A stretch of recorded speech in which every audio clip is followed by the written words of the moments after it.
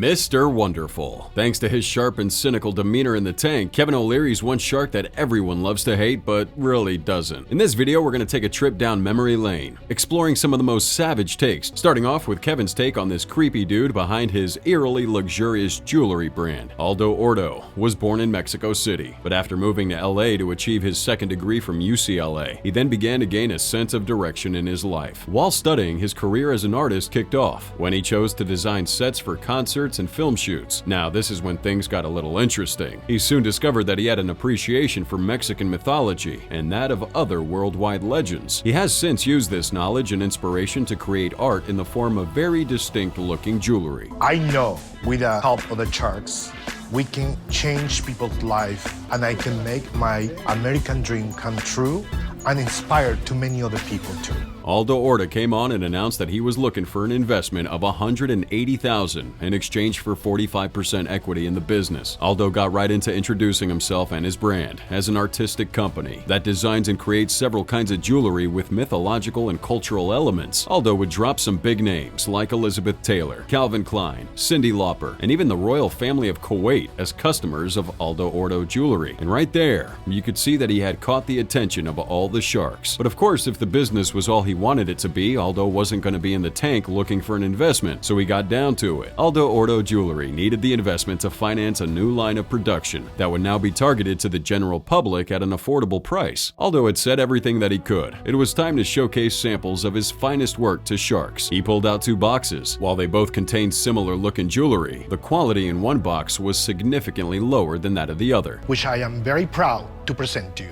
This, of course, was proof that he could actually make his gorgeous pieces more accessible for the average American. At this point, the questions rolled in. Robert Herjavec inquired about the inspiration behind Aldo's concept. Robert seemed concerned about the business being identified as a particular religion or theme. Aldo quickly explained that he draws from a diverse range of cultural symbols and mythological figures to promote unity and celebrate life. Now, the shark seemed satisfied that the brand could stand on its own without affiliation to one particular religion. However, Kevin O'Leary jumped in with a very unexpected and downright savage tackle. First, he asks Aldo if he's the only brain behind the brand. Aldo confirms that he is the only creative and directive force behind that brand, but before he could catch his breath, Kevin throws the punch. Do you do all this yourself? Do you have any other designers? I do everything. This is all my designs. You might probably be thinking, oh, sure, that's typical Kevin. But if you know O'Leary, then you know that he wasn't done. Before he could get back to it, though, Kevin Harrington questions him about his designs and his ability to create a product line retailing for under $200. Aldo confirms that he has a few pieces that could retail for less than $200. But Kevin O'Leary is still concerned that the price range is still not mainstream enough for the average American. Damon John seems to support Kevin and establishes the fact that jewelry is not a product in demand at the moment. But it wasn't all criticism. Kevin seemed genuinely interested and inquired about Aldo's efforts with TV outlets. Aldo mentioned interest from QVC, but revealed that he needs a $50,000 investment to meet QVC's demands. Harrington expressed concern over Aldo's lack of experience in managing the mass market, and for that reason, he declared that he was on the fence. Kevin O'Leary's up again, and this time he throws yet again another punch, with a lot more force, if we may add. Aldo, I think it's unique. It's interesting. The history piece is wonderful, but I'm stuck on this problem. If you do get run over by a bus, you're road pizza, I'm an investor, I have nothing. I've got the history, your memories, I can visit your grave, but my money's dead too. Aldo weathers the storm gracefully and even manages to throw in a couple of jokes. He even keeps his smile when Kevin finally drops out of the deal. Sadly, the smile fades when Damon John reminds him that in the middle of an economic crisis, people are more concerned about their mortgages than $200 jewelry. With that, Damon was out. Herjavec also feels the products are too expensive for the middle American market. Consequently, he also declines to invest. That leaves Barbara Cochran, who's been pretty silent up until now. She appreciated Aldo's work, passion, and the eerie aura about him. She feels he looks the part and would actually be able to pull his mainstream idea off. So she offers him half of the investment with a QVC contingency and also proposes that Aldo brings in another shark. Aldo then approached Harrington to see if he could get down from the fence and provide the remaining half of the investment. Interestingly, Harrington agreed. Aldo ultimately accepted the deal and secured himself $180,000 for 50% equity. Yeah! I get the belt buckle. I buy the belt Don't give buckle. him the belt buckle. Forget all that. Before you get hit by a bus, give me that belt buckle. Don't give it to him. So, do you think Kevin O'Leary missed out on a good deal? Arguably so. Following the episode's airing, Aldo Orta Jewelry experienced significant growth and success. Technically, the deal made on the show didn't materialize, but it didn't hinder the company's progress. Post-show, Aldo began promoting his work through websites and social media platforms, leading to increased demand. Aldo would launch his products at more affordable rates, as the Sharks advised. Securing a deal with QVC further enhanced his valuation and market presence. The brand now provides a diverse range of trendy jewelry options for women. Aldo Orta Jewelry also expanded its offerings to include paintings and sculptures alongside its jewelry line. One thing about Aldo, he was pretty chill and handled Kevin's pessimistic take on his business. But what do you think happens when Kevin faces off with two young and confident men? If you've ever had to move, then you already know it can be a daunting task for everyone involved. However, this young and vibrant duo has since set out to revolutionize that experience. Fresh off the success of their first company, University of Miami classmates Nick Friedman and Omar Solomon needed a little help from the Sharks to sail their new idea, College Foxes Packing Boxes. Now, this company sends young women to clients' homes to assist with moving household items, junk removal, and pretty much any other related tasks. How's it going? My name is Omar Solomon. This is my business partner, Nick Friedman, and our business is College Foxes Packing Boxes. Right off the bat, you can see that Nick and Omar are as confident as they come, and it's really not hard to imagine why. They initially started their first company, College Hunks Hauling Junk, as a summer venture to earn extra money. Now, fortunately, that business quickly gained traction, and this prompted the duo to pursue it full-time. Their concept won a $10,000 prize in a business planning contest at their school, impressively surpassing 150 other contestants for that prize. Within 6 years, College Hunks employed over 200 people and expanded to 35 franchise locations. The company and its founders received widespread recognition, being featured in esteemed publications like Entrepreneur Magazine, and also made the Inc. magazine list of top 30 entrepreneurs in America under 30. With a track record like this, the duo were almost convinced that their 2009 debut on Shark Tank to seek $250,000 for 25% of College Foxes Packing Boxes was gonna be a walk in the park. The Sharks were so impressed with the College Hunks business that they expressed confusion as to why College Hunks wasn't included in the investment offer. In true Shark fashion, they had a sniff of the blood and wanted a piece of its source. I mean, if you want to get $250,000, is that the number? Yes. We're going to take a huge piece of your existing business. With all this back and forth, there was bound to be a clash ahead, and Kevin O'Leary didn't disappoint. Heavily considering its proven success of $500,000 in net profits for the year before, Kevin proposed a $250,000 investment for 51% equity. However, Herjavec allowed him to step out for a minute, revise their pitch entirely, and come up with a comfortable pitch that would include College Hunks. After deliberation, the entrepreneurs returned to the tank, determined not to sell themselves short. As soon as they got back, they declined to give up any part of College Hunks for a small investment. Instead, they countered with $1 million for 10% equity after valuing their company at $10 million. As you can imagine, the Sharks reacted strongly to that, but none more so than the outspoken Kevin O'Leary, who boldly called the two young men pigs. You know why you're wearing those ties? You're pigs. Pigs get slaughtered.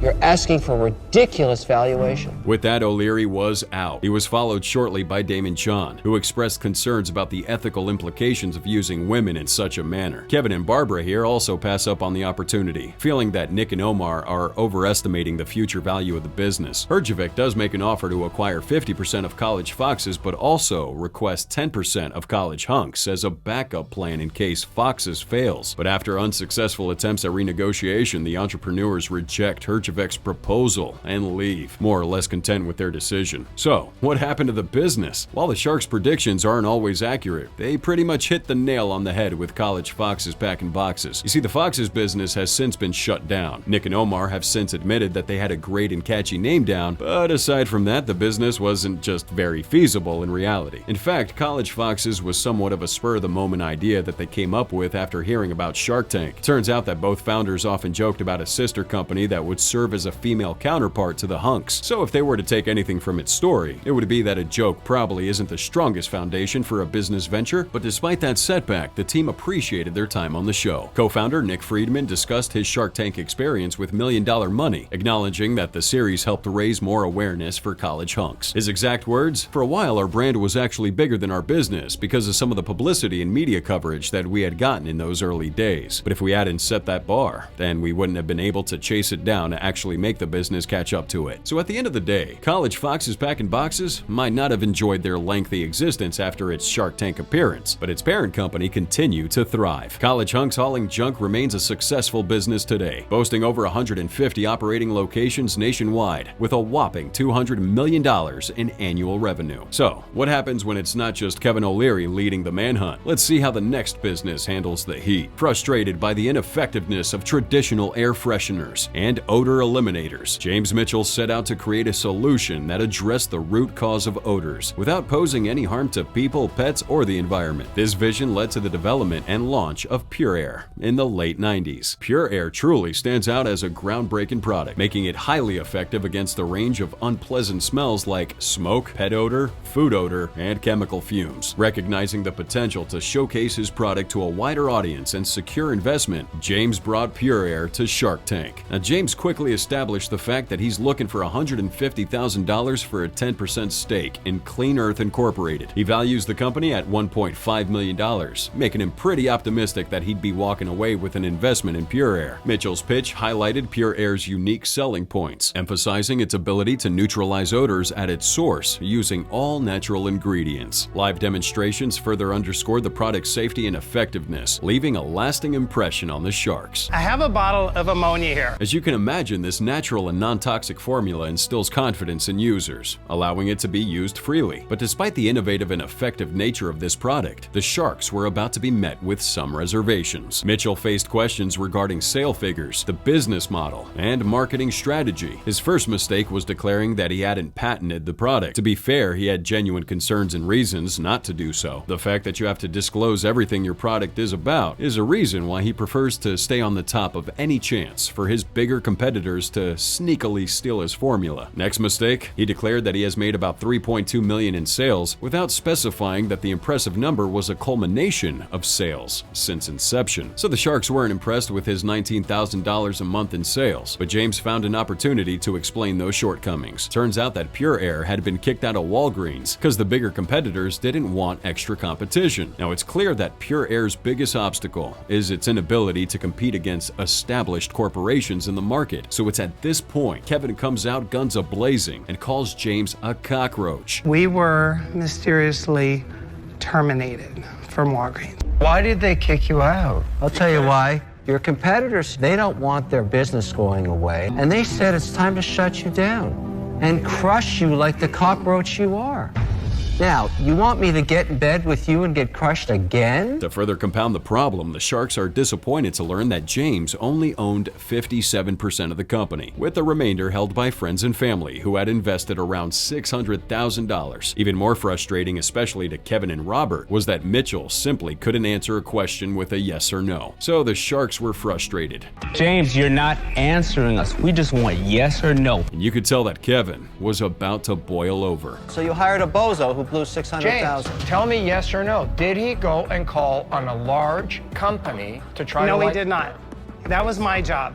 Then why did he get fired and not you? Not willing to put up with that perceived lack of professionalism and transparency, Barbara and Kevin declared their decision not to invest in PureAyre. However, Damon here offered $150,000 for a 50% stake, expressing doubt in Mitchell's ability to run the business effectively. Kevin O'Leary made a separate offer to buy the entire company for $150,000 and provide Mitchell with a 7% royalty on sales. I'm going to buy the whole company, 100% for $150,000, and I'm going to fire you. Mitchell was taken aback by Kevin's offer, struggling to comprehend why someone would want to remove him entirely from the company. Robert then supported Kevin's deal here, also claiming that he would only consider if Mitchell walked away from the company. Despite expressing his desire to build a team and improve the business, Kevin maintained his stance. At some point, James stepped out to deliberate with his wife, but he returned to even more shocking developments.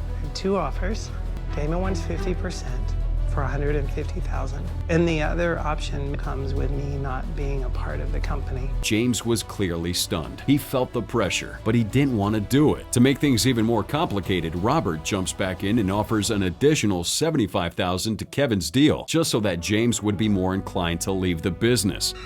I can't accept that offer. Ultimately, Mitchell declined every offer and just walked away, and all interested sharks were visibly upset by that decision. They liked the business, they just didn't want to deal with James. claims. So, whatever happened to PureAyre? Well, there's no doubt that PureAyre demonstrated its effectiveness and safety during the pitch. However, securing an investment proved challenging. One thing we learned from this pitch: a product may be innovative and effective as it comes, but other factors like market positioning, business strategy, and financials play a crucial role in securing investments. So while the appearance on the tank didn't result in an investment, it did generate significant exposure for PureAyre. Post-Shark Tank, PureAyre continued to grow and establish itself in the odor elimination market. PureAyre is currently estimated to rake in $5 million annually. Sometimes it really is okay to stick with what you believe in, right?